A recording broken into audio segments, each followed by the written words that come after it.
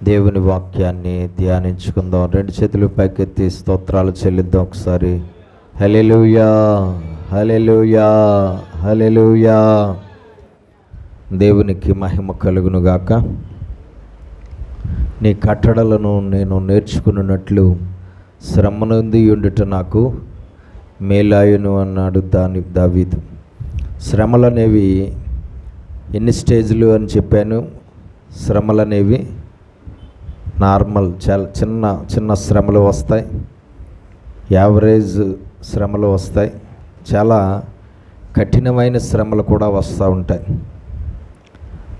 ఆ కఠినమైన శ్రమలను అగ్ని వంటి మహాశ్రమలు, అలల వంటి మహాశ్రమలు ఇలాగా పిలవచ్చు. అయితే దేవుని కట్టడలను నేర్చుకోవడం అనేది ఈ మూడు రకాలైన శ్రమల్లో ఏ శ్రమల్లో సాధ్యం అవుతుంది మనకి? దేవుని కట్టడలను మనము నేర్చుకోవడం అనేది, లేదంటే శ్రమల ద్వారా మనం పొందుకునే మేలు ఆత్మ సంబంధమైన మేలు, భూ సంబంధమైన మేలు కాదు, కానీ ఆత్మ సంబంధమైన మేలు. ఈ మూడు రకాలైన శ్రమలలో ఏ శ్రమల్లో అవుతుంది దేవుని కట్టడలు నేర్చుకోవడం? చిన్న శ్రమల్లో జరుగుతుందా, లేదంటే యావరేజ్ శ్రమల్లో జరుగుతుందా, లేదంటే కఠినమైన శ్రమల్లో జరుగుతుందా? ఆత్మ సంబంధమైన మేలు ఎప్పుడు జరుగుతుంది? కఠినమైన శ్రమలు మనకు సంభవించినప్పుడు. మనము చాలా తెలివైన వారు, చిన్న చిన్న శ్రమలను లెక్క చెయ్యం, అలాగే యావరేజ్ శ్రమలను కూడా లెక్క చెయ్యం. చిన్న శ్రమల్లోనూ దేవుని కట్టడలు నేర్చుకోము, యావరేజ్ శ్రమల్లోనూ దేవుని కట్టడలు నేర్చుకోము. చిన్న చిన్న శ్రమల్లోనూ ఆత్మ సంబంధమైన మేలు మనకి జరగదు.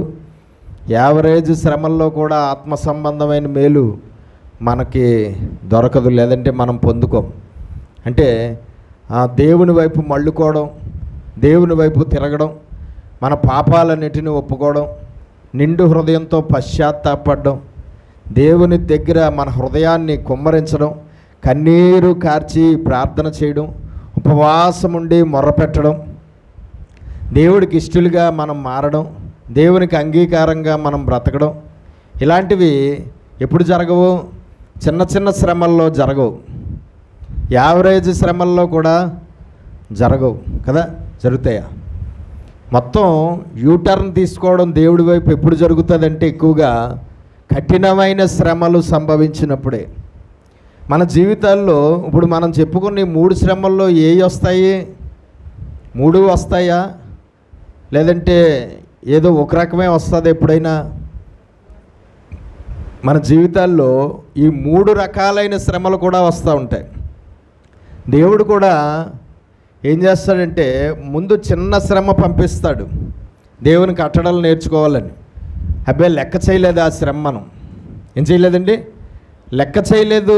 దేవుని కట్టడలు నా చిన్న శ్రమలో నేర్చుకోలేదు, యూటర్న్ దేవుడి వైపు తీసుకోలేదు. అప్పుడు ఏం చేస్తాడంటే కొన్ని రోజుల తర్వాత యావరేజ్ శ్రమను పంపిస్తాడు. అంటే చిన్న శ్రమ మీద కొంచెం పెద్దదన్నమాట.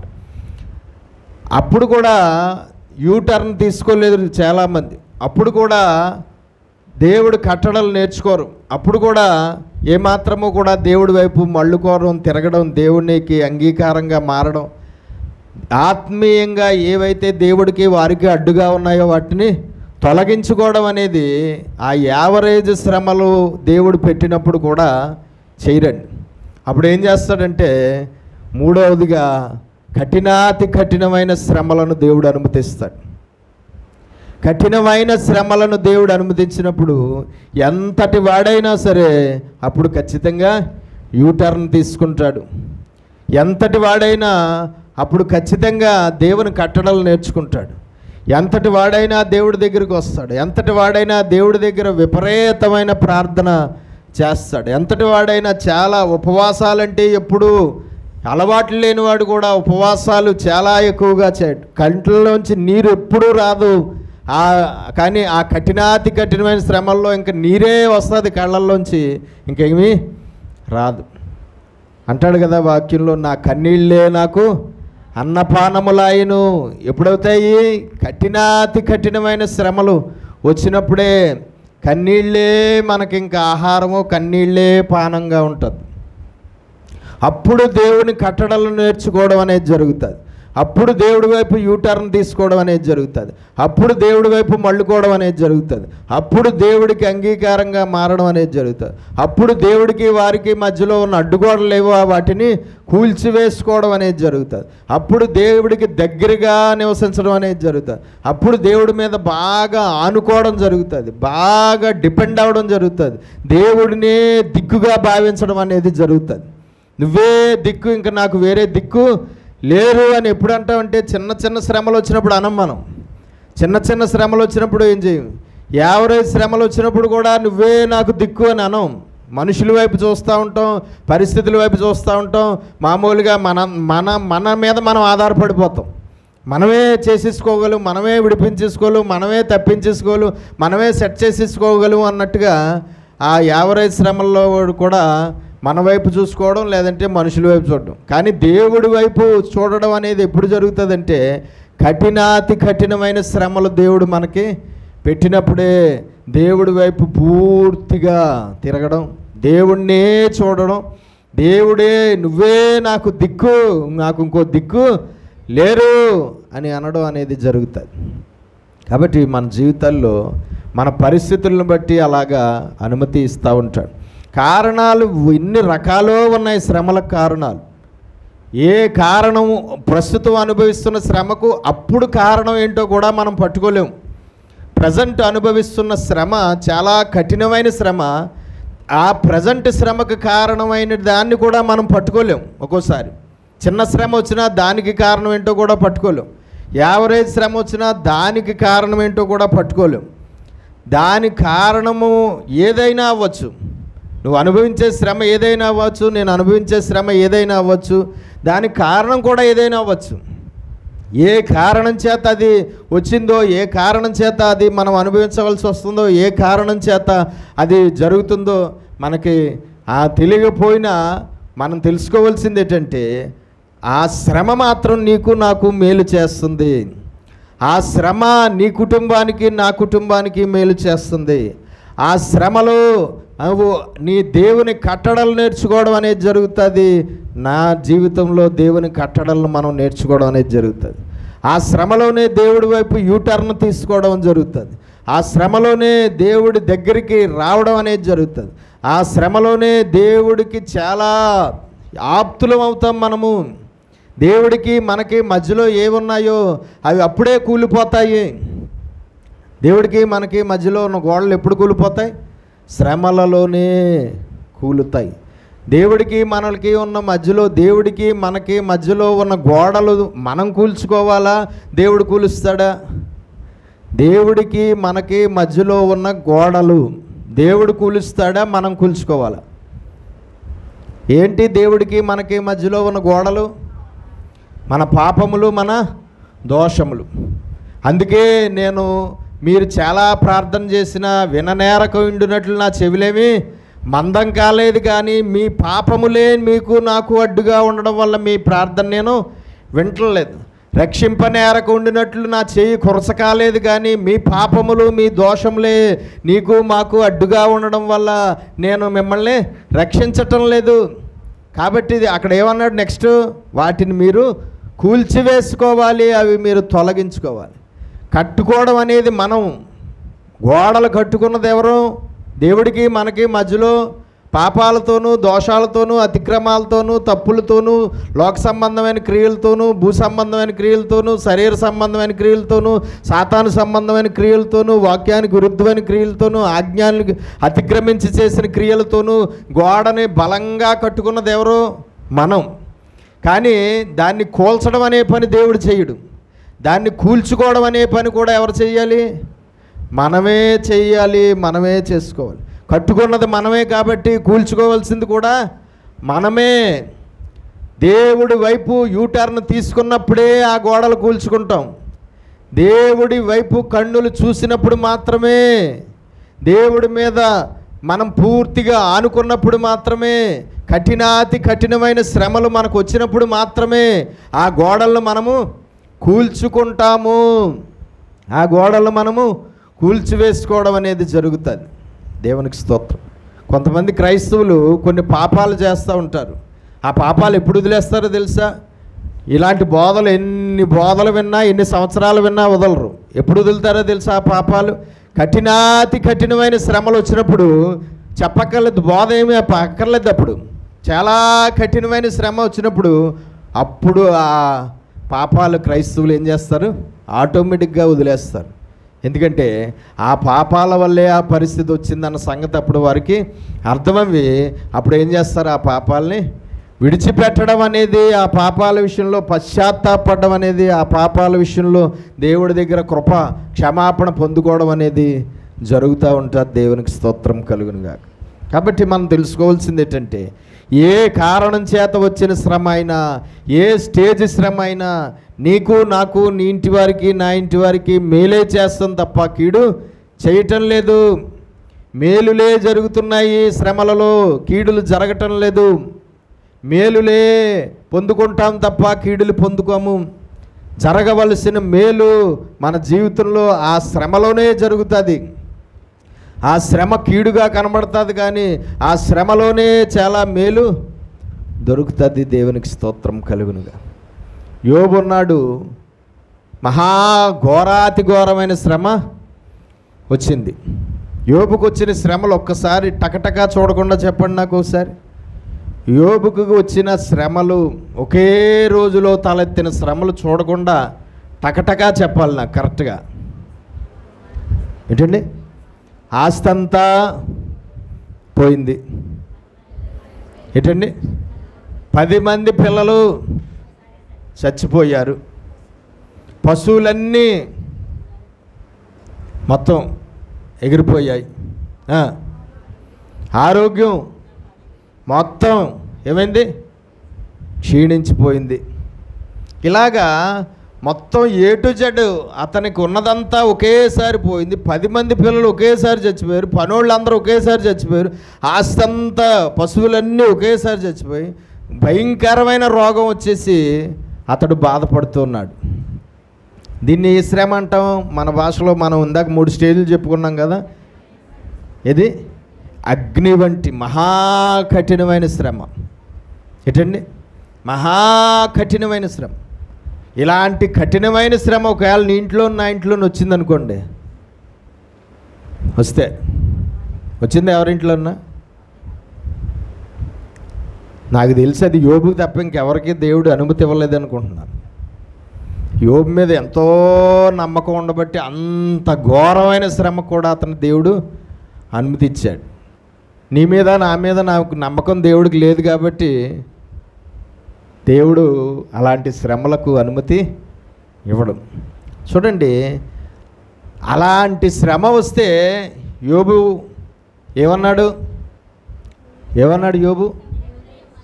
దేవుడే ఇచ్చాడు, దేవుడే తీసేసుకున్నాడు, దేవుడికే మహిమ. ఇంకేమన్నాడు?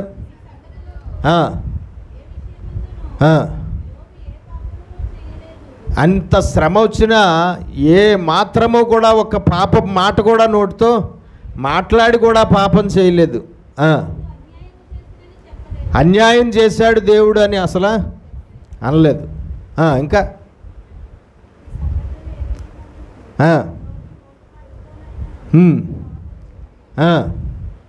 ఇంకా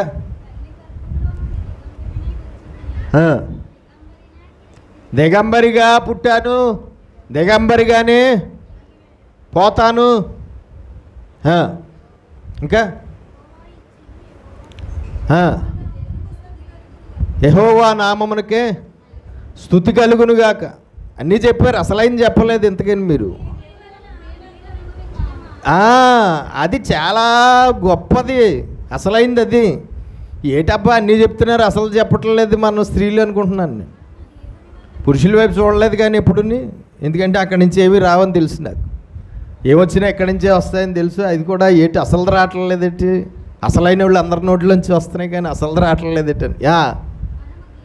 మనము దేవుని వలన మేలు అనుభవించదుమా, కీడును మనము అనుభవింపదగదా అనిను. మేలులేనా దేవుడి వల్ల కీడులు మనము పొందుకోకూడదా అని ఎవరితో అన్నాడు? దేవునికి స్తోత్రం కలుగునుగాక. ఆ రోజు భార్యకు ఒక బిరుదిచ్చాడు యోబు, మూర్ఖురాలు. ఏంటండి? మూర్ఖురాలు. దేవునికి స్తోత్రం కలుగునుగాక. హల్లెలూయా. కాబట్టి మనం తెలుసుకోవాల్సింది ఏంటంటే, ఎలాంటి శ్రమ అయినా సరే దేవుణ్ణి అర్థం చేసుకోవడం యోబులాగా మనం నేర్చుకోవాలి.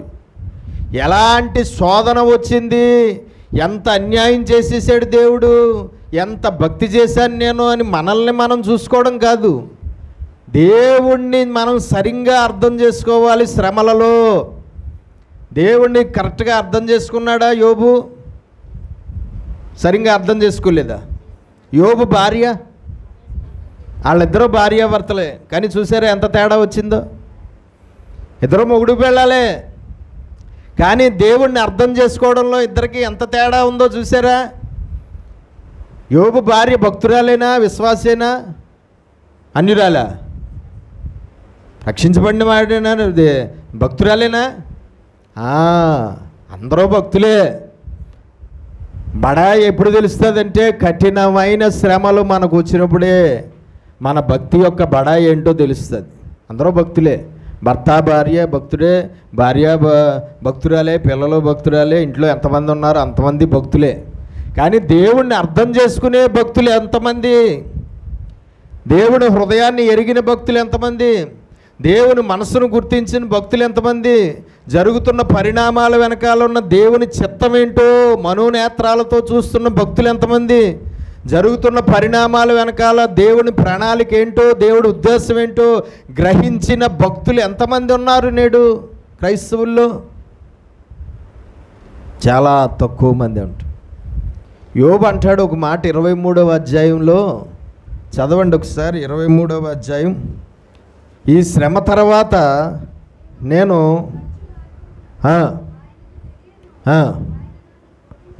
నడుచు మార్గము ఆయనకు తెలియను.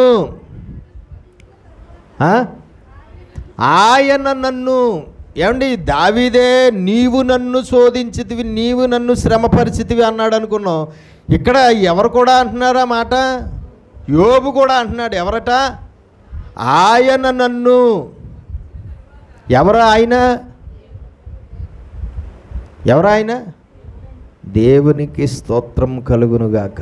హల్లెలూయా. నిజానికి శోధించిన వాడు ఎవరు? యోబుని. కానీ ఎవరిని అంటున్నాడు? ఆయన అంటే సాతానా, లేదంటే అక్కడ ఉన్న దేవుడా? దేవునికి స్తోత్రం కలుగునుగాక. సాతానుడైనా, మనుష్యులైనా, ఇంకొకలైనా దేవునికి తెలియకుండానే నిన్ను శోధించేస్తున్నారేమో అని అనుకోవద్దు. దేవుడు ఆజ్ఞ లేకుండానే నిన్ను శ్రమపరుస్తున్నారు, నన్ను శ్రమపరుస్తున్నారు అని అనుకోవలేదు. ఏ పరిస్థితి అయినా దేవుడి చిత్తం లేకుండానే నీకు నాకు ఆ పరిస్థితి వచ్చిందని అనుకోవద్దు. దేవుడికి తెలియకుండా ఏది జరగదు. దేవుడికి తెలిసే సమస్తము జరుగుతుంది. దేవుడికి తెలియకుండా ఏది జరగదు. సమస్తము దేవుని ప్రణాళికలో భాగంగానే జరుగుతాయి. సమస్తము దేవుడి ఉద్దేశంలో భాగంగానే జరుగుతాయి. సమస్తము దేవుని ఆలోచనలతో భాగంగానే జరుగుతాయి. సమస్తము దేవుని దగ్గర నుండే వస్తాయి. దేవునికి స్తోత్రం కలుగునుగాక. హల్లెలూయా. కాబట్టి మనం తెలుసుకోవాల్సింది, ఆయన నన్ను శోధించిన తరువాత నేను సువర్ణము వలె కనబడుదును. మహా కఠినమైన శ్రమలు అనుభవిస్తున్న కాలంలో మనం ఎప్పుడైనా ఇలాగ అనుకున్నామా? చాలా ఘోరాతి ఘోరమైన శ్రమ అనుభవిస్తున్న కాలంలో ఈ శ్రమ తర్వాత నేను సువర్ణములాగా అవుతాను, ఈ శ్రమ తర్వాత నా జీవితం సువర్ణంలాగా ఉంటుంది, ఈ శ్రమ తర్వాత నా కుటుంబం సువర్ణంలాగా మారుతుంది అని శోధనల గుండా ప్రయాణం చేసినప్పుడు ఎప్పుడైనా మనం అనుకున్నామా? ఊహించామా? కనీసం ఎక్స్పెక్ట్ అన్నా చేసామా? శ్రమ తర్వాత అలా ఉంటుంది అని ఎక్స్పెక్ట్ అనే చేసామా? చేస్తామా? ఇప్పుడు నుంచైనా చేస్తామా? ఇప్పుడు నుంచైనా అబద్ధాలు చెప్పకండి. అబద్ధాలు చెప్పేడు ఎంత అలవాటు అయిపోయిందో క్రైస్తవులకి. ఏంటండి, ఇప్పుడు వరకు చెప్పలేం, కనీసం ఈ నెక్స్ట్ తర్వాత అయినా సరే మనం అలాగ అనుకోం. ఇవన్నీ గాలి మాటలే. నేను ఎంత గొంతుకు ఎండిపోయేలాగా అరిసినా అవన్నీ మామూలే. శోధనలు వచ్చినప్పుడు మళ్ళీ మామూలే. శోధన తర్వాత నేను శుద్ధ సువర్ణంలాగా అవుతాను. శోధన అయిపోయిన తర్వాత అన్నాడా ఆ మాట? శ్రమ అయిపోయిన తర్వాత అన్నాడా? ఇంకా శ్రమ రన్నింగ్లో ఉండగానే అన్నాడా? రన్నింగ్లో ఉండగానే. సాతానుని శోధించినటువంటి వాడు ఎవరు? యోబుని శోధించిన వాడు ఎవరు? సాతాను ఒకడైనా ఇంకెవరన్నా ఉన్నారా? ఎవరున్నారండి? మన స్నేహితులు మనకి చాలా ప్రాణ స్నేహితులుగా మనం భావిస్తాం, కానీ ఆ సమయానికి వాళ్ళు సాతాను కన్నా ఘోరంగా శోధించేస్తారు నిన్ను నన్నుని. మన ఆప్తులు, మన చుట్టాలు, మన బంధువులు మనము చాలా గొప్పవారు అనుకుంటాం, కానీ ఆ సమయానికి సాతాను కన్నా ఘోరాతి ఘోరంగా శోధించేస్తారు నిన్ను నన్ను. కాబట్టి మనం తెలుసుకోవాల్సింది ఏంటంటే, ఏ మాత్రము ఏ మనిషిని లెక్క చెయ్యొద్దు, ఏ మనిషిని లక్ష్య పెట్టద్దు, ఏ మనిషి ద్వారా ఆదరణ దొరుకుతుందని అనుకోవద్దు, ఏ మనిషి ద్వారా శ్రమ పోతుందని కూడా అనుకోవద్దు. ఇంకా శ్రమ అనే మంట మీద ఇంకా పెట్రోల్ పోయడమే తెలుసు తప్ప మనుషులకి నీళ్లు పోసి ఆర్పడం ఏ మనిషికి తెలీదు. నీళ్లు పోసి ఆర్పే మనస్సు ఏ మనిషికి లేదు. పెట్రోల్ పోసి మంట ఇంకా పెంచేవాళ్లే తప్ప మనుషులు ఎవ్వరు. కాబట్టి ఏ మనిషి వైపు చూడొద్దు శ్రమలో, ఏ మనిషి వైపు చూడొద్దు శ్రమలో. దావీదు శ్రమలు అనుభవిస్తున్నప్పుడు ఏ మనుషుల వైపు చూశాడు? ఏ మనుషుల మీద ఆనుకున్నాడు? ఏ మనుషులు నమ్ముకున్నాడు? ఏ మనుషుల మీద అతడు ఆధారపడ్డాడు? ఏ మనుషుల సహాయం కోరాడు? ఏ మనుషుల ద్వారా అతడికి మేలు జరిగిందా?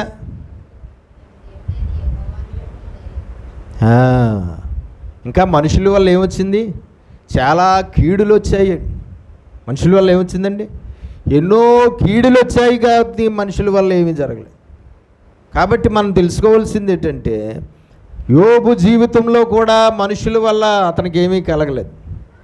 యోబు అంటాడు, నన్ను ఓదార్చేవారు కాదు మీరు, నన్ను ఇంకా బాధ పెట్టేవారు మీరు అంటాడు అక్కడ ఒక వచనంలో.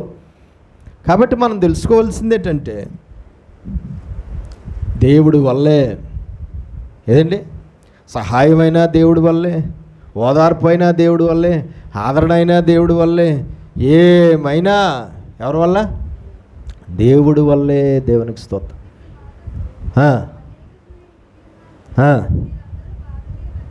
మీరందరూ బాధకే కర్తలు, కానీ అక్కడ మీరందరూ అన్నవాళ్ళు ఎవరున్నారు? స్నేహితులు. మళ్ళా స్నేహితులు ఏమని ఏ స్నేహితులు అని ఉంటుంది బైబిల్లో? ప్రాణ స్నేహితులు అని ఉంటుంది. కానీ వాళ్ళని ఏమంటున్నాడు యోబు? మీరందరూ బాధకే కర్తలు కానీ ఆదరణకు కర్తలు కాదు. బాధనే ఇంకా ఎక్కువగా నాకు బాధ కలగజేస్తున్నారే కానీ మీరు నన్ను ఎవరు ఆదరించట్లేదు. కాబట్టి ప్రాణ స్నేహితులైనా అంతే, కుటుంబ సభ్యులైనా అంతే, బంధువులైనా అంతే, సంఘ సభ్యులైనా అంతే, ఎవరైనా అంతే. వాళ్ళందరూ బాధకే కర్తలు, కానీ ఆదరణకు కర్త ఎవరు? దేవుడు. ఓదార్చేవాడెవరు? దేవుడు. ధైర్యాన్ని ఇచ్చేవాడు ఎవరు? దేవుడు. విడుదలిచ్చేవారు ఎవరు? దేవుడు. అందుకనే దేవుడు అంటాడు, మనుష్యులను నమ్ముకొనుట కంటే యెహోవాను ఆశ్రయించుట మేలు.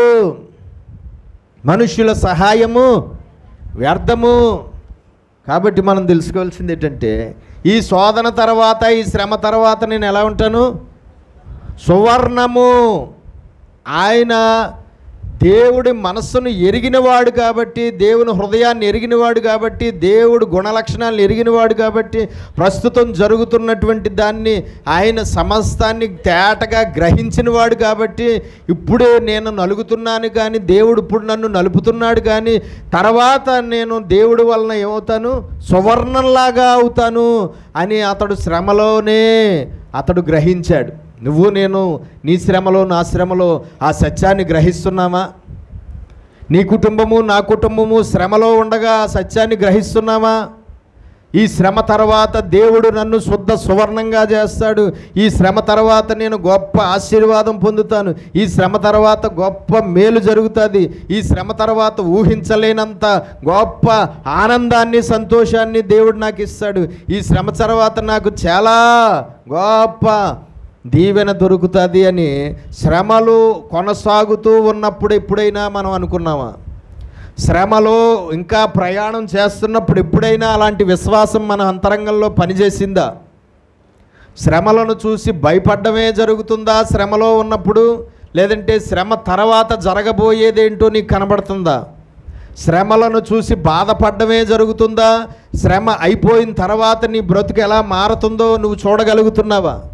శ్రమలను చూసి మనుషుల దగ్గర ఏడవడమే జరుగుతుందా?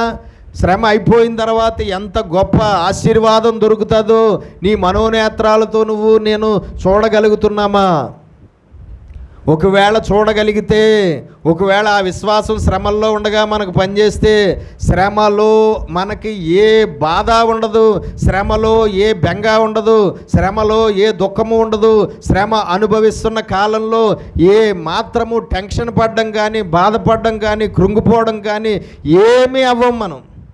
ఎక్కడైనా కదిలాడా దావీదు? శ్రమ అనుభవించిన కాలంలో కదిలాడా ఎక్కడైనా? నేను కదల్చబడను, కదిలాడా? మనము తలకిందులైపోతున్నాం. శ్రమలు వస్తుంటే ఏమైపోతున్నాం మనం? తలకిందులైపోతున్నాం మనం. యోబు ఎక్కడైనా కదిలాడా శ్రమలో? కొన్ని సంవత్సరాల పాటు అనుభవించాడు యోబు శ్రమలు. ఎక్కడైనా కదిలాడా? చంచలం వచ్చిందా ఎక్కడైనా? నిబ్బరము ఎంతో కలిగి ఉన్నాడు, ధైర్యం ఎంతో కలిగి ఉన్నాడు, విశ్వాసం ఎంతో కలిగి ఉన్నాడు. బాధ, దుఃఖము, ఏడుపు, కన్నీరు ఎక్కడైనా కనబడ్డాయా? దానికి కారణం ఏంటి? కారణం ఏంటి? వాళ్ళకిలాగా మనం ఎందుకు ఉండలేకపోతున్నాం శ్రమల కాలంలో? వాళ్ళలాగా మనం ఎందుకు ఉండలేకపోతున్నాం శ్రమల కాలం? ఆ ధైర్యం మనలో ఎందుకు పనిచేయట్లేదు? ఆ నిబ్బరం మనలో ఎందుకు పనిచేయట్లేదు? ఆ చింత లేకుండా మనం ఎందుకు ఉండలేకపోతున్నాం? కృంగుదల లేకుండా ఎందుకు ఉండలేకపోతున్నాం? బాధ లేకుండా ఎందుకు ఉండలేకపోతున్నాం? బెంగ లేకుండా ఎందుకు ఉండలేకపోతున్నాం? 24 గంటలు అనుభవిస్తున్న శ్రమ గురించే ఎందుకు ఆలోచిస్తుంది మన మైండ్? సరిగ్గా నిద్ర ఎందుకు పట్టట్లేదు శ్రమలు అనుభవిస్తున్నప్పుడు? సరిగ్గా తిండి ఎందుకు తినలేకపోతున్నాం శ్రమలు అనుభవిస్తున్నప్పుడు? టైం టేబుల్ తేడా వచ్చేసింది ఎందుకు శ్రమలు అనుభవిస్తున్నప్పుడు? టైం టేబుల్ తేడా ఎందుకు వచ్చింది? అంతరంగము పర్ఫెక్ట్గా లేకపోవడం వల్లే.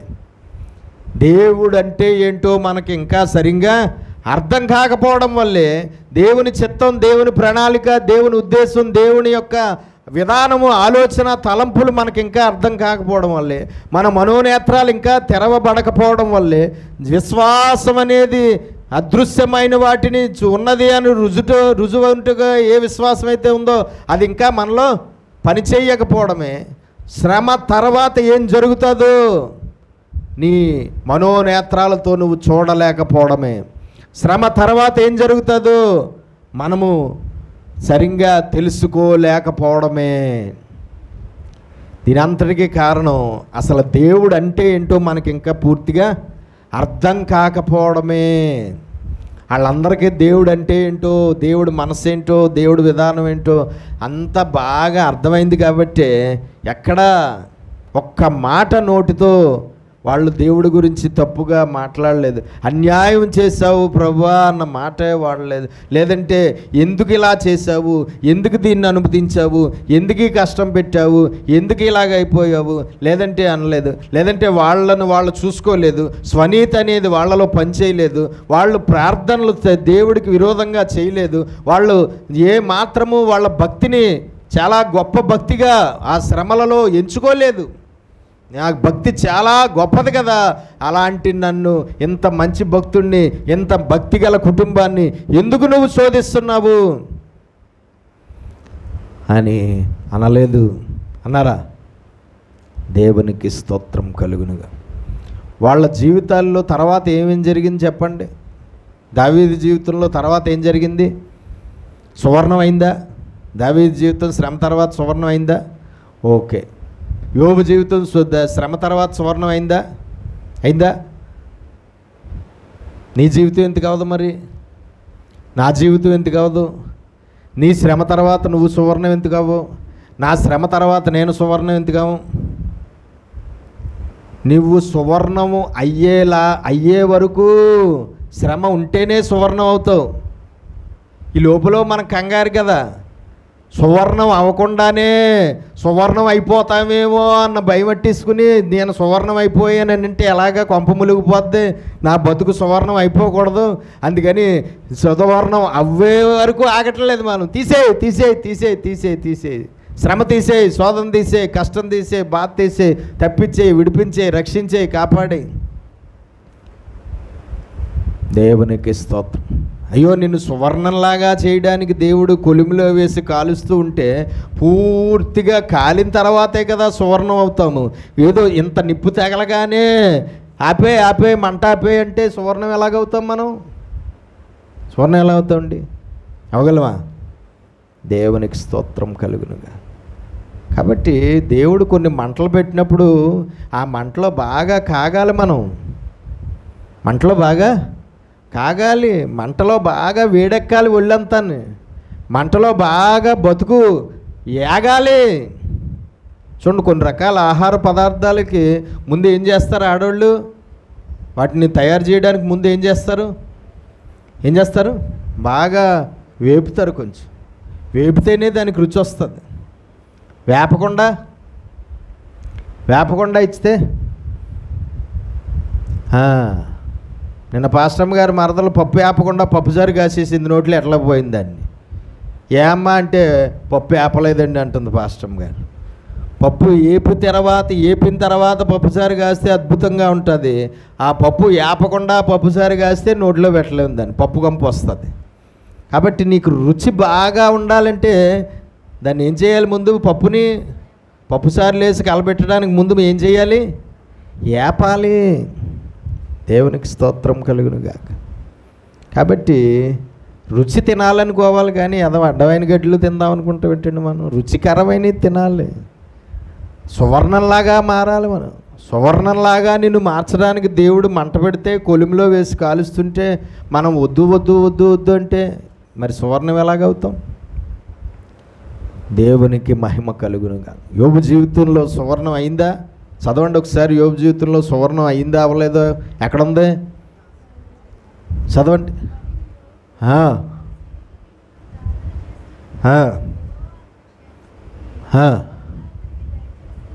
యెహోవా అతని క్షేమ స్థితిని మారాలా.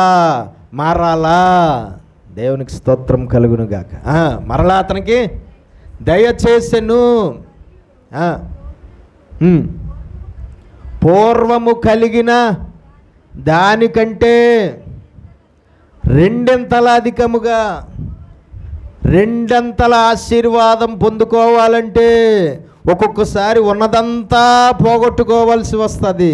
ఉన్నదంతా పోగొట్టుకుంటేనే తప్ప రెండంతలుగా పొందుకోవడం అనేది జరగదు. నీకు రెండంతలు ఇవ్వడం కోసం ఒక్కోసారి ఉన్నదాన్ని కూడా తీసివేస్తాడు. ఉన్నదాన్ని కూడా తీసివేస్తే ఇదేంటి దేవుడా, నాకు ఉన్నదే కోతంతా దాన్నే తీసేసేవంటే అని అడిగితే నీకు నాకు బుర్ర లేదు, నీకు నాకు జ్ఞానం లేదు. దేవుడు ఆ ఉన్నదాన్ని తీసేసిన తర్వాతే రెండంతల ఆశీర్వాదం ఇస్తాడు, రెండంతలు ఇస్తాడు. రెండంతల అధికముగా యెహోవా అతనికి దయచేసెను. మొదట ఆశీర్వదించిన దానికంటే మరి అధికముగా, రెండంతల ఆశీర్వాదం శోధన తర్వాతే వచ్చింది. మరి అధికముగా ఆశీర్వాదం శోధన తర్వాతే వచ్చింది, శ్రమ తర్వాతే వచ్చింది.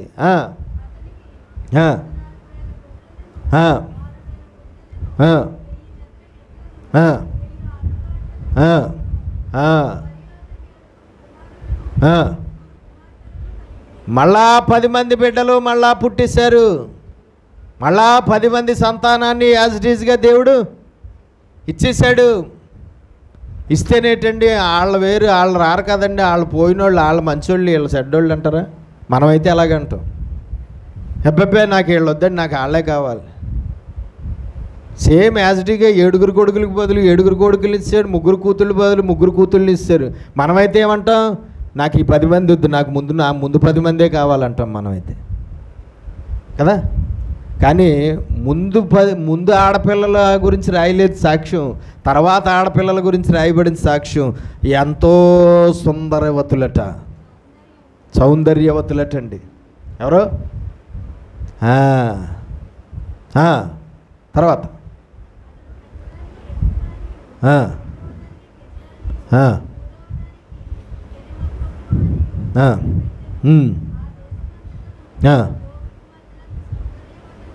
ఆ దేశమందు యోబు కుమార్తెలంతా కనబడలేదు. ఈ సాక్ష్యం అంతకు ముందున్న పిల్లల గురించి ఉందా? అంతకుముందు 3 ఆడపిల్లలు ఉన్నారు కదా, అప్పుడుందా? కానీ ఇప్పుడు ఉంది. దేవునికి స్తోత్రం కలుగునుగాక. హల్లెలూయా.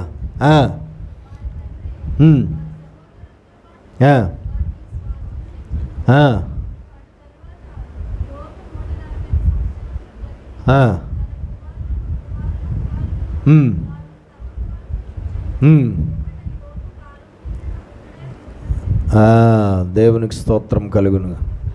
ఆ కుండ పెంకులతో వాటితో ఆ ఒళ్ళు కొనులతో గోక్కున్నప్పుడు చాలామంది అనుకున్నారు ఇంక చచ్చిపోతాడు, ఇంక ఎన్నో రోజులు బతకడని.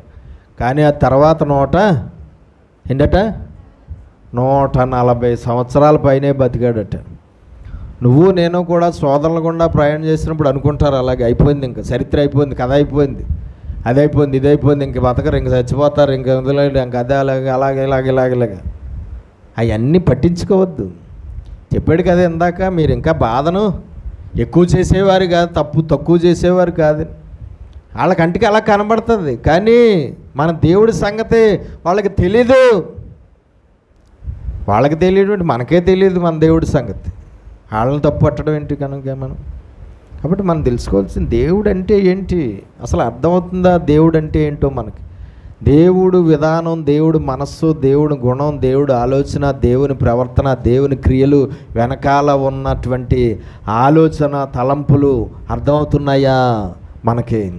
దేవుడి గురించిన అవగాహన మనకు సరిగ్గా ఉందా లేదా? దేవుడు మనస్సు ఉన్నదన్నట్టుగా గుర్తించావా లేదా? మనం ఉన్నదన్నట్టుగా గుర్తించామా లేదా? దేవునికి స్తోత్రం కలుగునుగాక. దేవుడు అంటే అర్థం అవ్వకుండా మనం ఎన్ని సంవత్సరాలు భక్తి చేసినా అనవసరం అండి. దేవుడి దృష్టికి భక్తులు అవ్వం మనం. దేవుడు అంటే అర్థమయ్యిన తర్వాత ఒక్కరోజు భక్తి చేసి చచ్చిపో, వాడే పరలోకానికి వెళ్ళే క్రైస్తవుడిగా ఉంటాడు.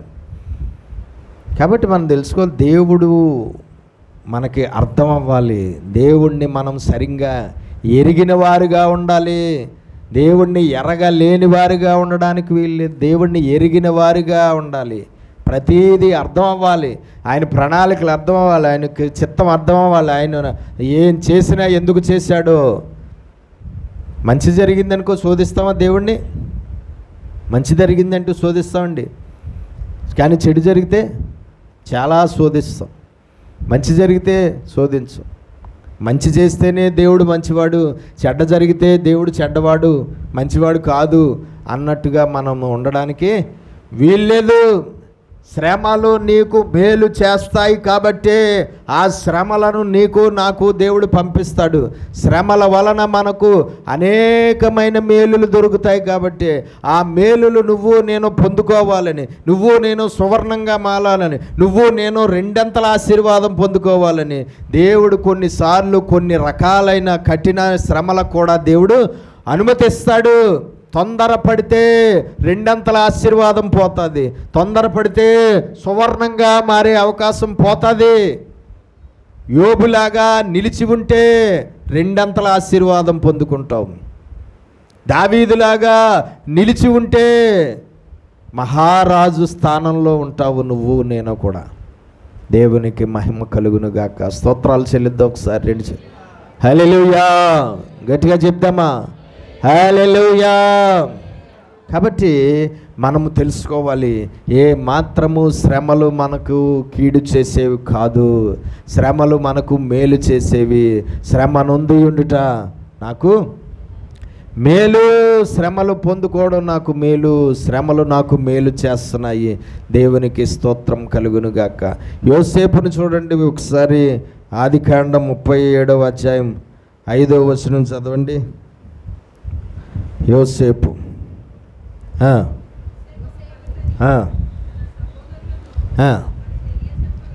ఒక కలకని వాళ్ళ అన్నయ్యలకు చెప్పగా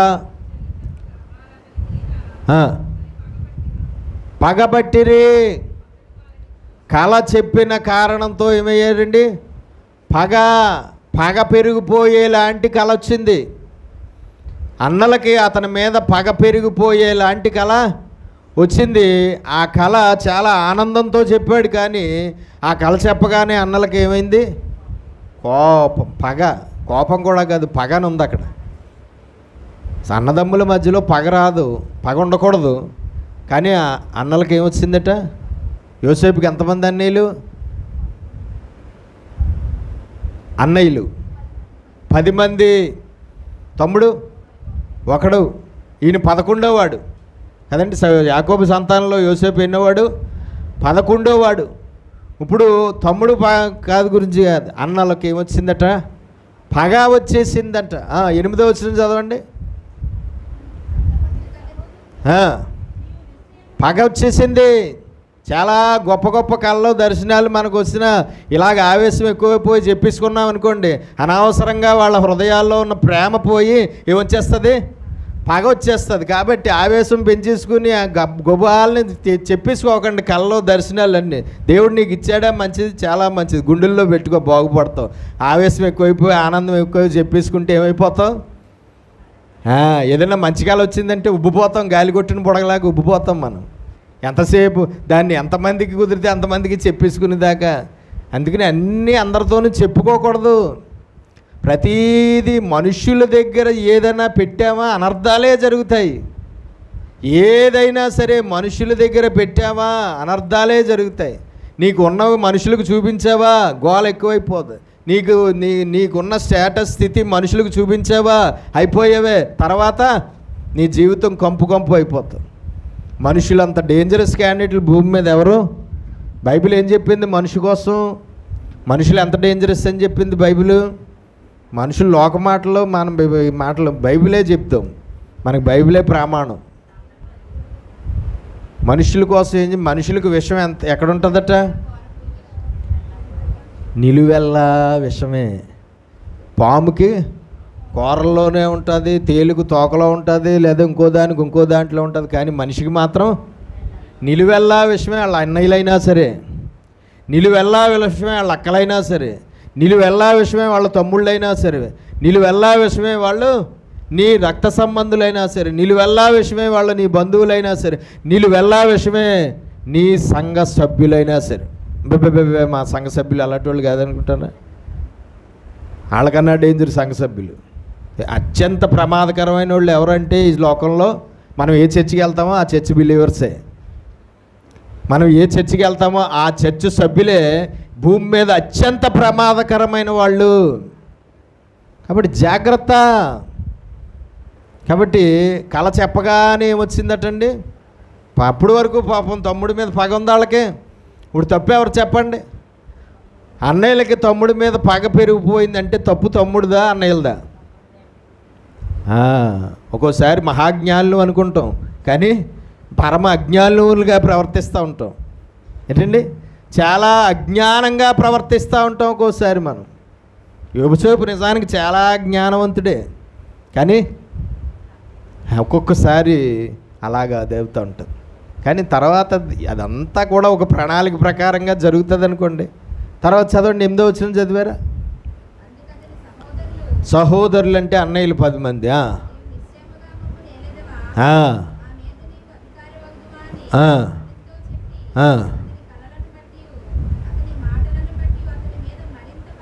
పోన్లేరా బాబు, నువ్వు మమ్మల్ని వెళ్తే అంతకన్నా ఏంటి, పోన్లేరా నువ్వు మమ్మల్ని పరిపాలన చేస్తే అంతకన్నా భాగ్యం ఏంటి అని చెప్పి ప్రేమించారా? ఏటి నువ్వు మమ్మల్ని ఏలతావా? ఏటి నువ్వు నీ కాళ్ళ మీద మేము పడాలా అని చెప్పి మరింత ఇంకా ఎక్కువ పగ పెరిగిపోయింది అన్నయ్యలకి. తర్వాత 11వ వచనం.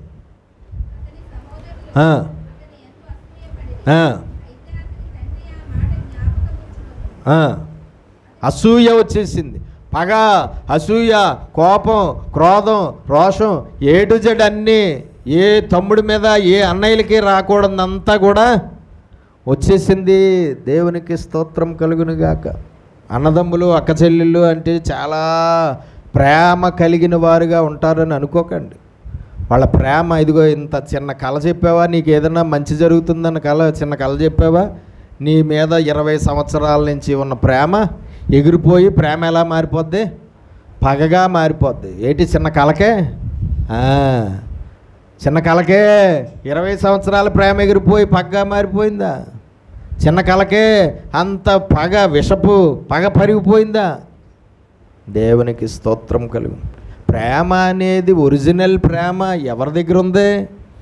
ఏ పగ, ఏ కోపము, ఏ ఆవేశము మన మీద రాని ప్రేమ ఎవరికి ఉంది? మన మీద దేవుడికి ఒక్కడికే ఉందండి. ఆ ప్రేమ ఒరిజినల్ అన్నమాట. ఇంకా భూమి మీద ఉన్న మనుషులందరి ప్రేమ ఒరిజినల్ కాదు. అది ఎప్పుడు ఎలా మారిపోతుందో ఎవరికీ తెలియదు. ఏ కారణం చేత ఆ ప్రేమ ఎగిరిపోతుందో ఎవరికీ తెలియదు. ఏ కారణం చేత ప్రేమ పగగా మారిపోతుందో ఎవరికీ తెలియదు. కాబట్టి మనుషుల దగ్గర వెతకద్దు ఒరిజినల్ ప్రేమను. ఎవరి దగ్గర? దేవుడి దగ్గరే దాన్ని పొందుకుందాం.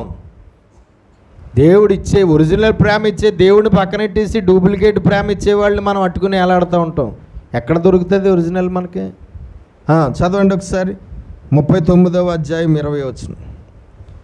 39:20.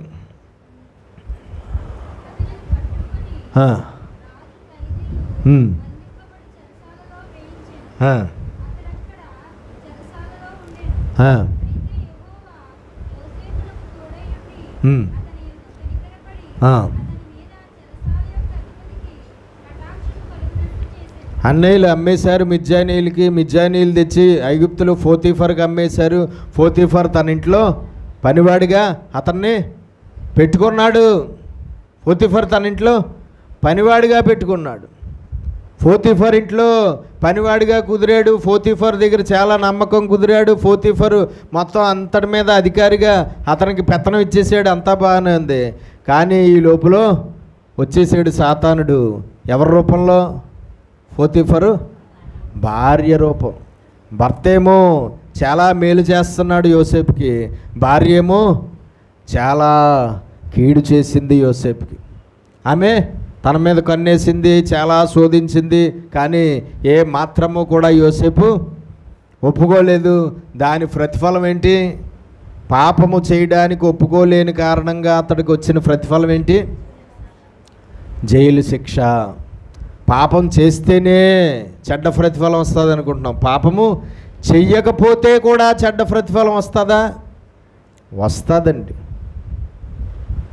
ఏంటండి? వస్తుంది ఒక్కోసారి.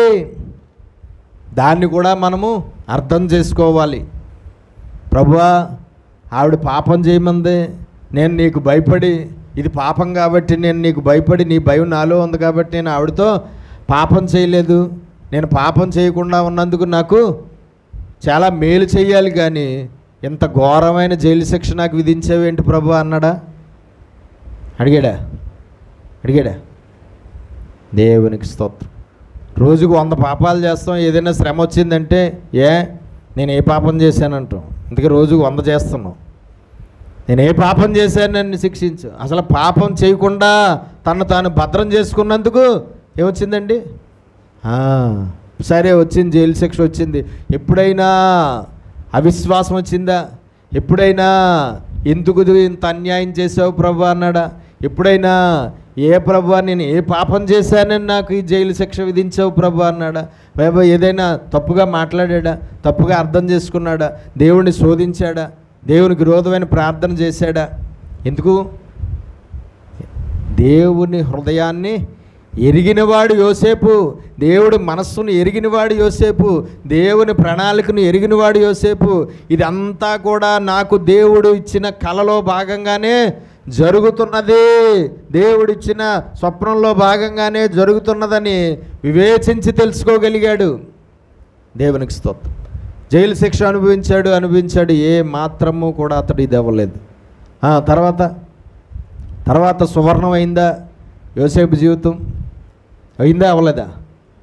యోసేపు జీవితం సువర్ణము అయ్యిందా? చదవండి ఒకసారి 41వ అధ్యాయం 40 నుంచి.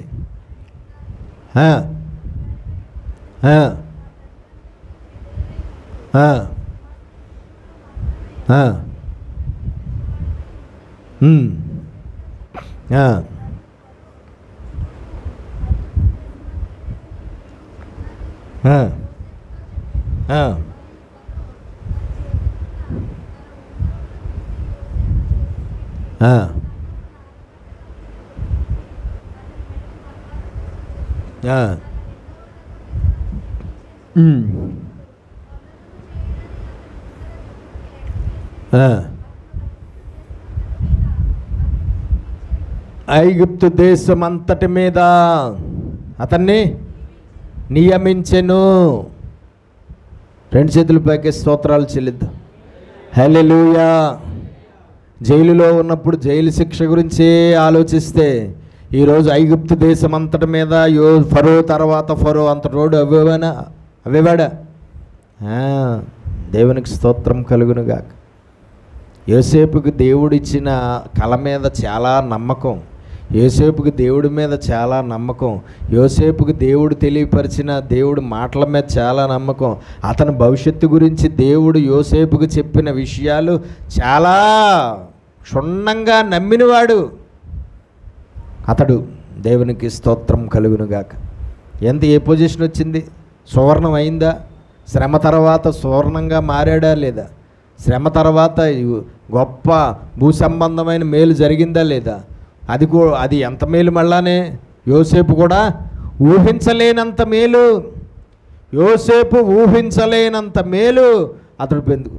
యోసేపు ఊహించలేనంత శుద్ధ సువర్ణంగా అతడు మారాడు.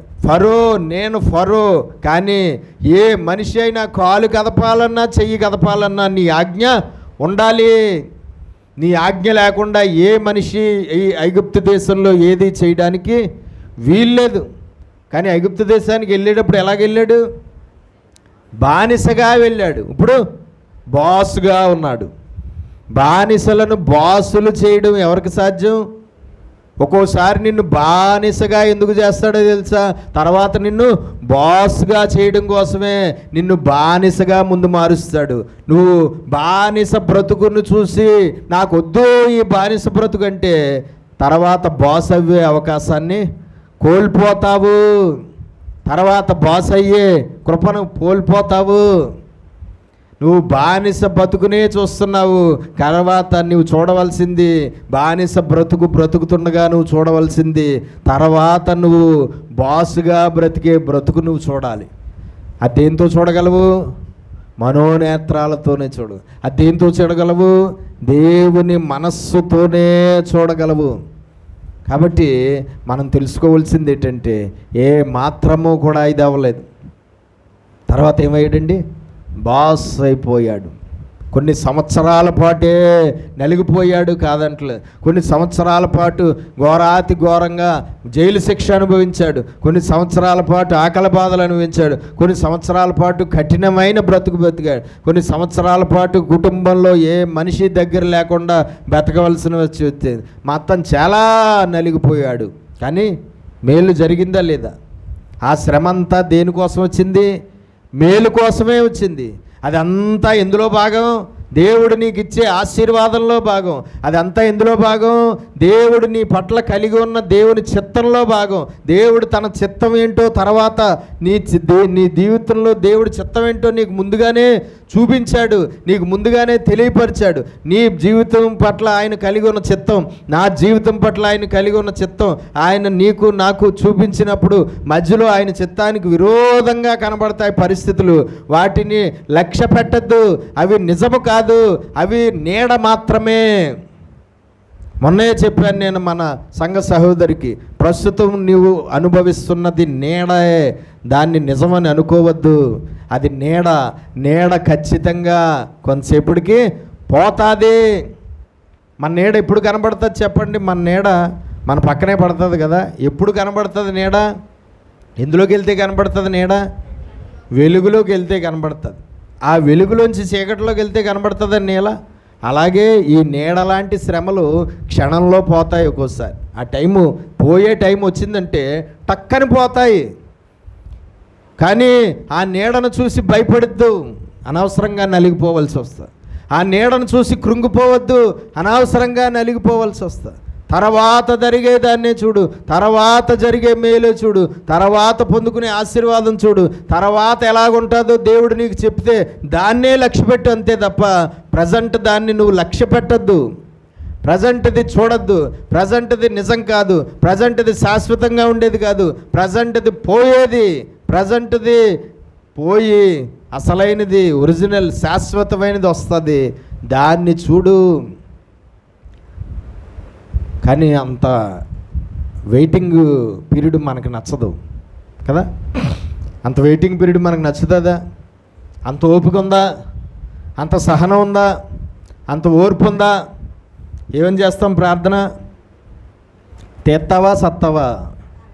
ఈ శ్రమ తీస్తావా సత్తావా? ఈ శోధన తీస్తావా సత్తావా? ఈ శ్రమ తీసేస్తావా నేను నిన్ను సేవించడం మానేనా? ఈ శ్రమ తీసేస్తావా నిన్ను వదిలేనా? ఈ శ్రమ తీసేస్తావా? ఏంటండి అలా చేస్తామా? చెయ్యం. ఎలా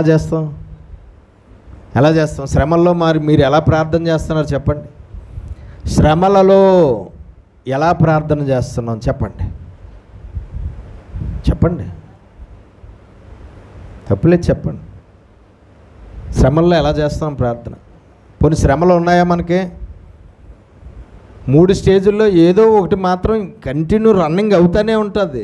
ఏ 3 స్టేజుల్లో ఏ ఒక్క స్టేజు లేని మనిషి అన్నవాడు ఉండడు. ఖచ్చితంగా ఈ 3 స్టేజుల్లో ఏదో ఒక స్టేజ్లో ప్రతి మనిషి కుటుంబము ఉంటుంది. చిన్నదో, యావరేజ్దో, కఠినాతి కఠినమైందో, అస్సలు చిన్నది కూడా లేదన్నవాడు ఒక్కడు కూడా ఉండడు భూమి మీద. ఉంటాడా? ఉండడు. కాబట్టి ఏదో ఒకటి మొత్తం అయితే మనం ఆ శ్రమల గుండా ప్రయాణం చేస్తున్నప్పుడు మనం ఎలా ప్రార్థన చేస్తున్నాం చెప్పండి? మీరు ఎలా చేస్తున్నారు ప్రార్థన? ఏమని చేస్తున్నారు ప్రార్థన? ఏమని చేస్తున్నాం ప్రార్థన? శ్రమ నుండి విడిపించేయి ప్రభువా. ఈ శ్రమ పెట్టినందుకు నీ కృతజ్ఞతలు అన్నవారు ఎవరైనా ఉన్నారా? ప్రభువా ఈ శ్రమలో నన్ను మస్టంతా తీసేసి సువర్ణంగా మారుస్తున్నావు, నీకు వందనాలు అన్నవారు ఎవరన్నా ఉన్నారు? ఈ శ్రమలో నేను నీ కట్టడలు నేర్చుకుంటున్నాను ప్రభువా, నాకు నీ కట్టడలు నేర్పుతున్నది స్తోత్రాలు ప్రభువా అన్నవారు ఎవరన్నా ఉన్నారా? అలాంటి ప్రార్థనలు చేసేవంటే పరలోకం వెళ్ళిపోతాం మళ్ళీ. మనం అసలు పరలోకానికి వెళ్ళవలసిన వాళ్ళు. అలాంటి ప్రార్థనలు చేస్తే దేవునికి ఇష్టలు అయిపోతాం. అసలు ఎట్టి పరిస్థితుల్లోనూ ఆయనకి ఇష్టలు అవ్వకూడదు కదా, ఆయన మంచోడు కాదు.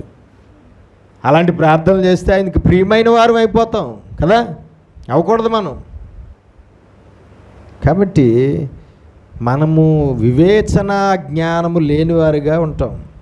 మనకు చాలా అవసరం వివేచన, మనకు చాలా అవసరం వివేకం, మనకు చాలా అవసరం తెలివి, మనకు చాలా అవసరం జ్ఞానం, మనకు చాలా అవసరం మన మనోనేత్రాలు తెరవబడ్డం, మనకు చాలా అవసరం దేవుడి మనస్సు అంతా ఎరగడము, దేవుని మనస్సంతా దేవుని గ్రహింపు, దేవుని గురించిన పరిపూర్ణ గ్రహింపు కలిగి ఉండడం చాలా అవసరం. అది లేకపోయినప్పుడే శ్రమలలో కదిలిపోతాం, అవి లేకపోయినప్పుడే శ్రమల్లో బోల్తా పడిపోతాం, అవి లేకపోయినప్పుడే శ్రమల్లో దేవునికి ఇష్టం లేని వారిగా ప్రవర్తిస్తూ ఉంటాం, అవి లేనప్పుడే శ్రమలలో దేవునికి ఆయాసకరమైన ప్రార్థనలు చేస్తూ ఉంటాం. కాబట్టి సమస్తాన్ని ఎరిగి మనం గ్రహించుకోవాలి. దేవుడు అన్యాయం చేయటం అసంభవం. అది నమ్ముతాం మనం? నమ్ముతామా? నమ్ముతాం, కానీ నమ్ముతాం దేవుడు అన్యాయం చేయడం అసంభవం అని నమ్ముతాం, కానీ ఎంతకింత అన్యాయం చేసావు ప్రభు అంటాం. హృదయంలో నమ్ముతున్నాం దేవుడు అన్యాయం చేయడు ఎవరికి, కానీ నోటితో ఇంత అన్యాయం చేసేవాడు ప్రభు, ఇంత దారుణం ఏంటి ప్రభు, నేను అసలు ఏంటి ప్రభువా, నా భక్తి ఏంటి ప్రభువా, నా విశ్వాసం ఏంటి ప్రభువా, అసలు నా ఆత్మీయ స్టేటస్ ఏంటి ప్రభువా, నువ్వు సరిగ్గా చూడలేదా ఏంటి, కానీ నా ఆత్మీయ జీవితం సరిగ్గా నువ్వు చూడలేదా ఏంటి, ఒకసారి చెప్తానుండి ప్రార్థనలో అని చెప్పి మన ఆత్మీయ జీవితం అంతా ఆయనకి అప్పచెప్పేస్తాం. తెలీదా మన ఆత్మీయ జీవితం ఆయనకి? దేవునికి స్తోత్రం కలుగునుగాక. కాబట్టి మనం తెలుసుకోవాల్సింది ఏంటంటే, నీ కట్టడలను నేర్చుకున్నట్లు నేను శ్రమను ఎందుట నాకు మేలు. చూడండి ఒకసారి, మనష్షే, ఎవరు మనష్షే? మహారాజు అయిన మనష్షే ఎవరు? హిజ్కియా కొడుకు. ఒకసారి చూడండి, ఈయన ద్వారా ఒక పాఠం నేర్చుకోవాలి మనం. 1వ వచనం 2వ దినవృత్తాంతాలు 33, 2వ దినవృత్తాంతాలు 33 1 నుంచి చదవండి.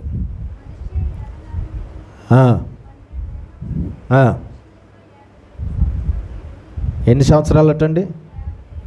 55 సంవత్సరాలు పరిపాలన చేసిన మహారాజు ఎవరు? యూదులలో అన్ని సంవత్సరాలు పరిపాలన చేసిన వారు ఎవరైనా ఉన్నారా యోధా రాజుల్లో?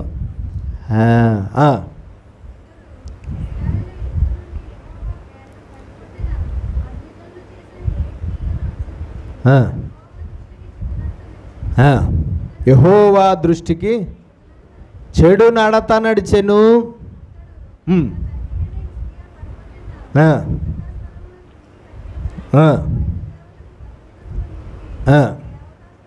చూస్తున్నారా అందరూ? బైబిల్ చూస్తున్నారా? చదువుతున్న లేఖనాలు చూస్తున్నారా?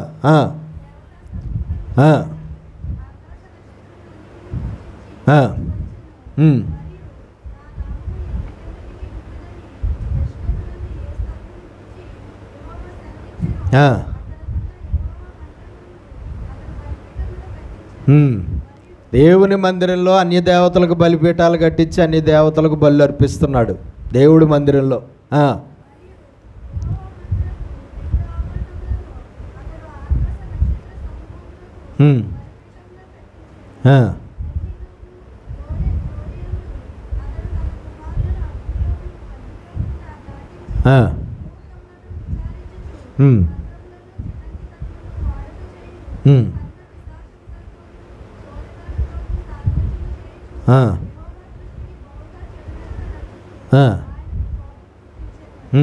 దేవునికి కోపం పుట్టించాడు, బహుగా చెడు నడత నడిచాడు.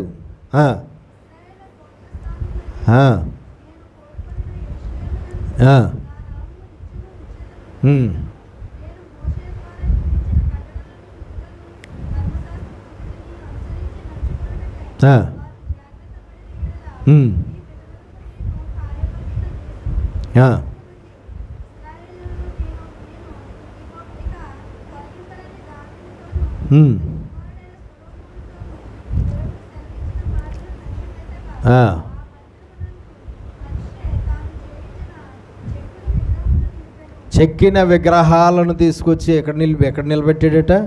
దేవుని మందిరంలో.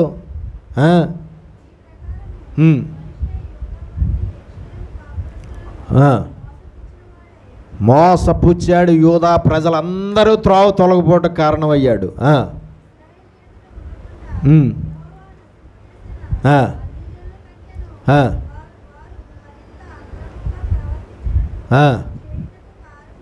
కారకుడయ్యాడు.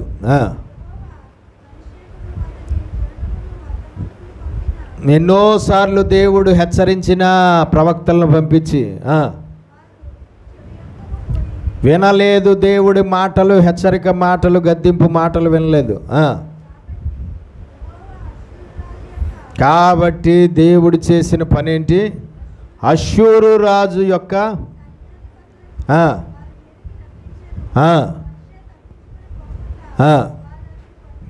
మనష్షేను పట్టుకున్నారు శత్రువులు, గొలుసులతో బంధించి బాబులోనుకు తీసుకుని పోయి బంధించి వేశారు. శ్రమలో ఉన్నప్పుడు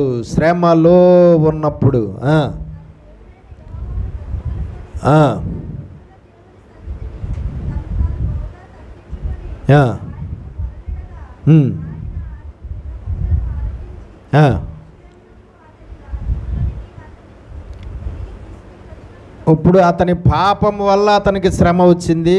శ్రమలో ఏం జరిగింది? అతనికి మనిషికి మేలు జరిగింది. శ్రమలో ఆత్మ సంబంధమైన మేలు జరిగింది. శ్రమలోనే మారు మనసు వచ్చింది.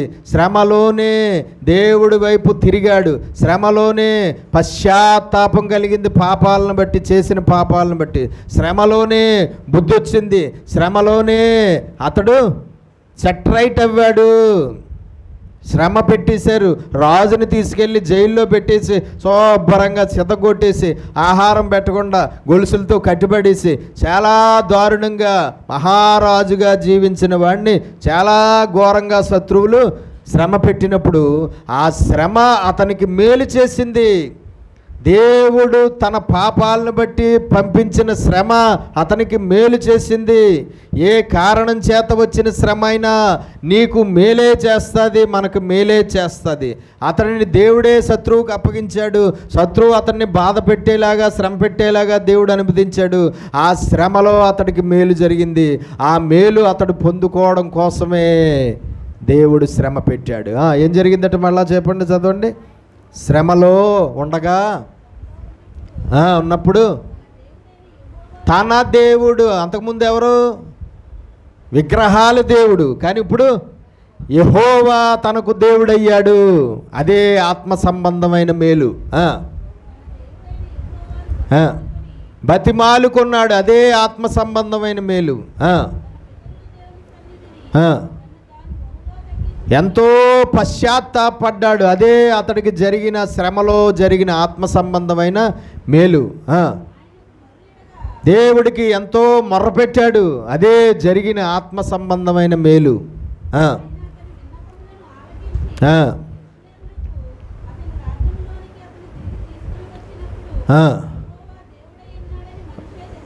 తెలుసుకొనెను. చూసారా, శ్రమలోనే కదా అంత గొప్ప ఆత్మ సంబంధమైన మేలు జరిగింది. ఒకవేళ ఆ శ్రమ రాకపోతే జరుగునా మేలు? శ్రమ రాకపోతే వచ్చిన రక్షణ మనిషికి, శ్రమ రాకపోతే విశ్వాసం కలిగిన దేవుడి మీద, శ్రమ రాకపోతే పరలోకంలో ఉందిడా, శ్రమ రాకపోతే అతడు దేవుడికి అంగీకారంగా బతుకుతుడా. కాబట్టి శ్రమ అతనికి ఏం చేసింది? మేలు చేసింది.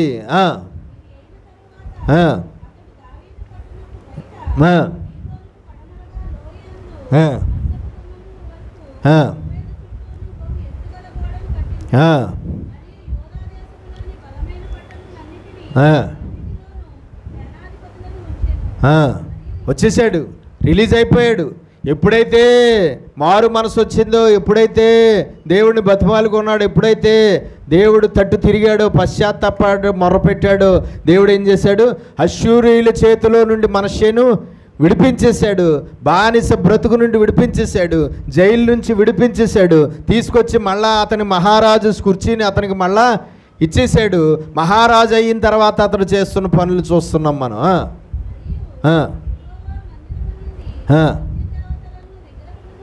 తీసేశాడు. పెట్టింది ఆయనే అంతకుముందు, కానీ ఇప్పుడు తీసేశాడు. ఇలాగ మార్పు రావడానికి కారణం ఏంటి? శ్రమ. ఎంత మార్పు మనిషిలో రావడానికి కారణం శ్రమే. కాబట్టి ఆ శ్రమ ఎంతో మేలు చేసింది మనిషికి.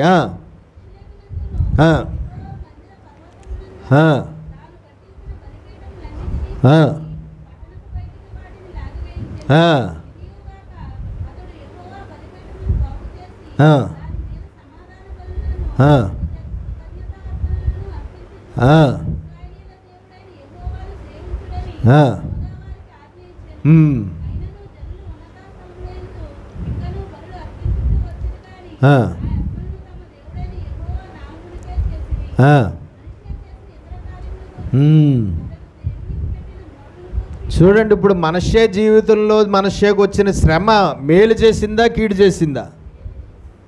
మేలు చేసిందా? ఆత్మ సంబంధమైన మేలు చేసింది. భూ సంబంధమైన మేలు ఏం చేసింది? మళ్ళా అతడు తిరిగి తన దేశానికి రావడం భూ సంబంధమైన మేలు. మళ్ళా అతడు మహారాజుగా కొనసాగడం భూ సంబంధమైన మేలు. మళ్ళా తన స్థితి ఏదైతే ఉందో టాప్ స్థితి, ఆ స్థితిని మళ్ళా అతడు కొనసాగించగలిగాడు. ఎంతో గొప్పగా అతడు చేశాడు. చాలా ఎక్కువ సంవత్సరాలు యూదుల్ని పరిపాలించిన రాజుగా ఆయన ఉన్నాడు. చూసారా, అతడికి రక్షణ వచ్చింది, అతడికి మారు మనసు వచ్చింది, అతడికి దేవుడు పరలోకంలో దేవుడి స్థానం దొరికింది, దేవుడికి ఇష్టడుగా మారాడు, దేవుడికి ప్రియమైన వాడిగా మారాడు. ఇప్పుడు ఆ శ్రమ రాకపోతే అదంతా జరుగునా? శ్రమ రాకపోతే బుద్ధి వచ్చినా, శ్రమ రాకపోతే మారు మనసు వచ్చినా, శ్రమ రాకపోతే పశ్చాత్తాపం వచ్చినా, శ్రమ రాకపోతే దేవుడి వైపు యూటర్న్ తీసుకుందుడా, శ్రమ రాకపోతే అతడు మహారాజుగా మళ్ళా కొనసాగుదుడా? కాబట్టి కొన్ని శ్రమలు మనకి చాలా మేలు చేస్తాయి. శ్రమలన్నీ మేలులే చేస్తాయి. శ్రమలు కీడులు కాదు, శ్రమలన్నీ నీకు నాకు మేలు చేసడానికి దేవుడు చేత అంగీకరించబడి వచ్చేవే. ఏ కారణం చేత వచ్చిన శ్రమ అయినా, ఎటువంటి శ్రమ అయినా సరే ఖచ్చితంగా మనకు మేలు చేస్తాయి. ఆ ఆత్మ సంబంధమైన మేలు, ఆ భూ సంబంధమైన మేలు మనం పొందుకోవాలంటే ఖచ్చితంగా శ్రమల గుండా దేవుడు చిత్తమైనప్పుడు ప్రయాణము చెయ్యవలసిందే. శ్రమలలో ఉన్నప్పుడు మనం ఏం చేయాలి? దేవుడి శ్రమల నుండి మనల్ని శ్రమలు అయిపోయే వరకు కూడా మనల్ని బలపరిచేదేది వాక్యము. దావీదు అంటాడు, నా బాధలలో నాకు నెమ్మదిని ఇచ్చేది వాక్యము. శ్రమలలో మనకు సంతోషాన్ని ఇచ్చేది వాక్యమే. ఆ 119వ కీర్తనలో చదివితే అక్కడక్కడ నేను ఎంతో శ్రమ పడుతున్నాను, నీ వాక్యం నాకు సంతోషం ఇస్తుంది, నేను ఎంతో శ్రమ పడుతున్నాను, నీ వాక్యం నాకు ఎంతో ఆనందము ఇస్తుంది అంటున్నాడు. చదవండి ఒకసారి 119వ కీర్తన 92వ వచనం. 119:92 ముగించుకుందాం మనం. నీ ధర్మశాస్త్రం నాకు శ్రమలలో నీ వాక్యం నాకు సంతోషం ఇవ్వకపోతే ఆ శ్రమల్లో నేను నశించిపోతాను. కాబట్టి శ్రమలలో నువ్వు నశించిపోకుండా నీకు శ్రమలలో సంతోషాన్ని ఇచ్చేది ఏది అంటే వాక్యమే. చదవండి 92, 143, 119వ అధ్యాయం 143. శ్రమయు వేదనయు నన్ను పట్టి ఉన్నవి, అయినను నీ ఆజ్ఞలు. శ్రమలు వేదనలు నాకు చాలా వచ్చాయి, అయినా సరే నీ వాక్యము నాకు చాలా సంతోషం ఇస్తుంది నా శ్రమల కాలంలో. కాబట్టి శ్రమల కాలంలో మనము మైండ్ సెట్ బాగవ్వాలంటే, హృదయం బాగోవాలంటే, మనసు బాగోవాలంటే ఏది చాలా ప్రాముఖ్యమైన పాత్ర పోషించేది ఏది? వాక్యము. కాబట్టి శ్రమలలో ఎంత ఎక్కువ వాక్యం చదవగలిగితే అంత ఎక్కువ వాక్యం చదువు. శ్రమలలో ఎంత ఎక్కువ వాక్యం వినగలిగితే అంత ఎక్కువ వాక్యము విను. శ్రమలలో ఎంత ఎక్కువగా వాక్యాన్ని నువ్వు వినడానికి మందిరానికి వెళ్తావో అంత ఎక్కువగా వాక్యాన్ని వినడానికి మందిరానికి వెళ్ళు, టీవీలో విను, లేదంటే ఫోన్లో విను, ఎలా వింటావో విను. ఎన్ని అధ్యాయాలు చదువుతావో అన్ని అధ్యాయాలు చదువు శ్రమల్లో. ఆ శ్రమలలో నీకు సంతోషం ఇచ్చేది వాక్యమే. శ్రమలలో నెమ్మదినిచ్చేది వాక్యమే. శ్రమలలో నిబ్బరాన్నిచ్చేది వాక్యమే. శ్రమలలో ధైర్యాన్నిచ్చేది వాక్యమే. శ్రమలలో ఓర్పు సహనము కలిగి ఉండేలాగా చేసేది వాక్యమే. శ్రమలలో కృంగుదల రాకుండా చేసేది వాక్యమే. శ్రమలు 107వ వచనం చదవండి ఒకసారి. 107, 119.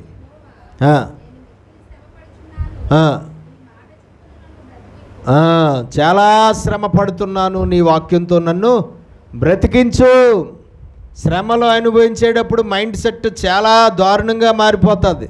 శ్రమలు అనుభవించేటప్పుడు మన మనస్సుని పూర్తిగా సాతానుడు తన ఆధీనంలోకి తీసేసుకుంటాడు. కానీ మళ్ళా మన మైండ్ సెట్ సాతాను ఆధీనంలో నుంచి దేవుడు ఆధీనంలోకి రావాలంటే ఖచ్చితంగా ఆ శ్రమల్లో నీకు సహాయపడేది వాక్యం ఒక్కటే. ఏదండి? వాక్యమే.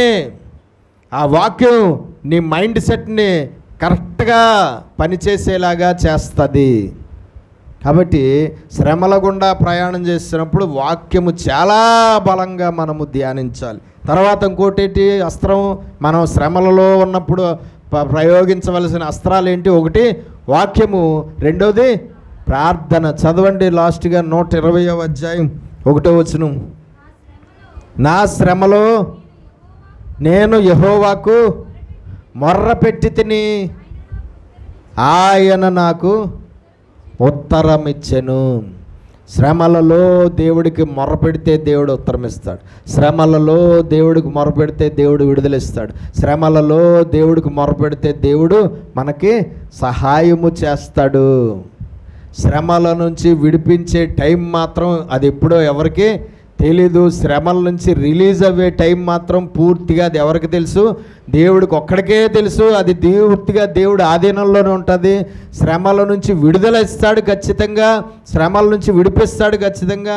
నాకు మొర్రపెట్టండి నేను మీకు ఉత్తరం ఇస్తా అంటాడు. నా శ్రమలో నేను యెహోవాకు మొర్రపెట్టి తిని ఆయన తన ఆలయములో నా ప్రార్థన అంగీకరించెను ఆలకించునని దావీదు అంటాడు.